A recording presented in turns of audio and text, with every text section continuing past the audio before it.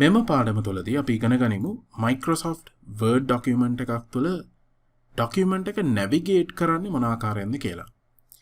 මේදී අපි මුලින්ම පැහැදිලි කරගන්නට අවශ්‍යයි මොකද්ද මේ document එක navigate කරන්නේ කියලා. සාමාන්‍යයෙන් ඔබ දන්නවා document එකක් අපිට මේ ආකාරයට ඉහළ සිට පහළට නරඹන්නට පුළුවන්. මේ සඳහා ඔබට mouse wheel එක scroll කරන්නට පුළුවන්. එසේ නැමෙතිනම් මේ තිබෙන scroll bar එක mouse pointer එකෙන් මේ විදිහට select කරලා මේ ආකාරයට ඉහළට සහ පහළට ගෙන යෑමෙන් ඔබට document එකේ ඉහළ තියෙන කොටස් සහ පහළ තිබෙන කොටස් බලා ගන්නට පුළුවන්.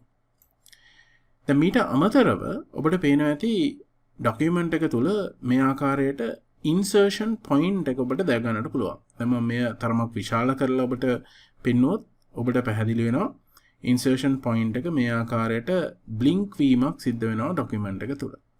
දැන් mouse point එක භාවිත කරලා ඔබට අවශ්‍ය ස්ථානයට මේ insertion point එක ගෙන යන්නට පුළුවන්. ඔබ දන්නවා insertion point එක තිබෙන ස්ථානයට තමයි type කිරීමේදී අකුරු ඇතුළත් වීම සිද්ධ වන්නේ.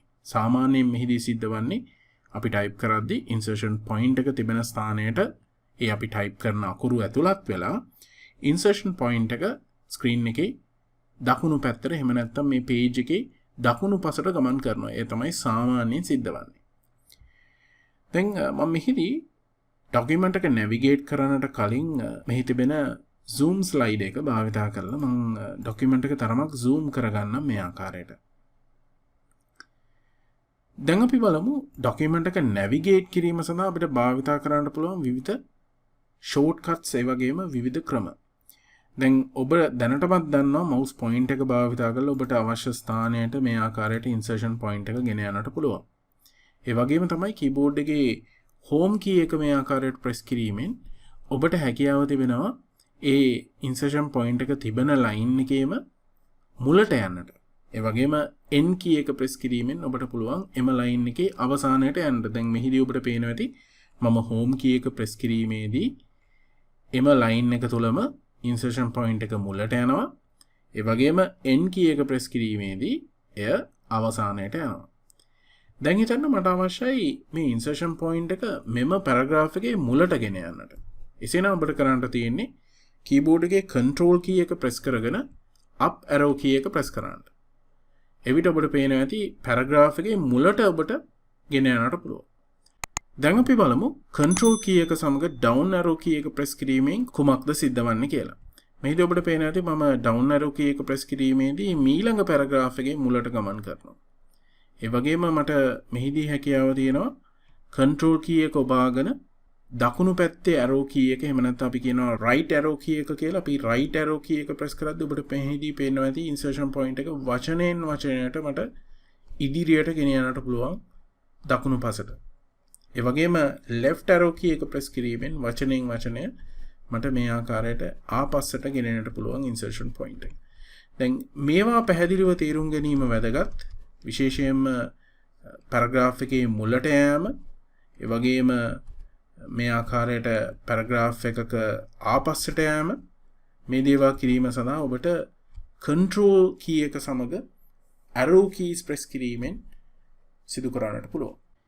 මේදී අපිට හැකියාව තියෙනවා mouse point එක භාවිත කරලත් අපට අවශ්‍ය ස්ථානයට යන්නට මේ ආකාරයට. ඉන්පසුව මට අවශ්‍ය නම් මේ paragraph එක select කරන්නට මට හැකියාව තියෙනවා මේ ආකාරයට click කරලා drag කිරීමෙන් ඒ අදාළ paragraph එක තෝරගන්නට. ඒ වගේම තමයි මට keyboard එක භාවිත කරලත් හැකියාව තියෙනවා paragraph එකක් තෝරා ගැනීමට. මම මෙහිදී keyboard එකේ shift key එක press කරගෙන මේ ආකාරයට down arrow key එක press කිරීමෙන් ඔබට පේනවා ඇති මට මේ line එකෙන් line එක paragraph එක තෝරගන්නට පුළුවන්. ඒ වගේම මට හැකියාව තියෙනවා මේ ආකාරයට arrow keys භාවිතා කිරීමෙන් ඒ අදාළ දිශාවට මේ selection එක සිදු කරන්නට. මේදී ඔබට පේනවා ඇති මම right arrow key එක press කරන්නේ.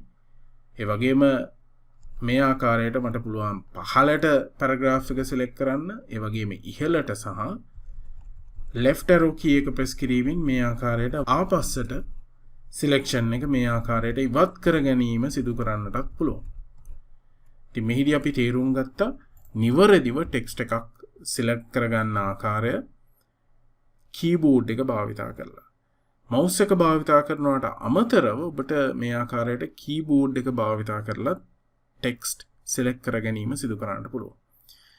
ඒ වගේම තමයි ඔබ යම් වචනයක් මත ඩබල් ක්ලික් කිරීමෙන් ඔබට එම වචනය සිලෙක්ට් කර ගන්නට පුළුවන්. ඒ වගේම තමයි ඔබ යම් පැරග්‍රාෆ් එකක් මත මේ ආකාරයට ට්‍රිපල් ක්ලික් කිරීමෙන් ඔබට හැකියාව තියෙනවා එම පැරග්‍රාෆ් එක සම්පූර්ණයෙන්ම සිලෙක්ට් කර ගන්නට.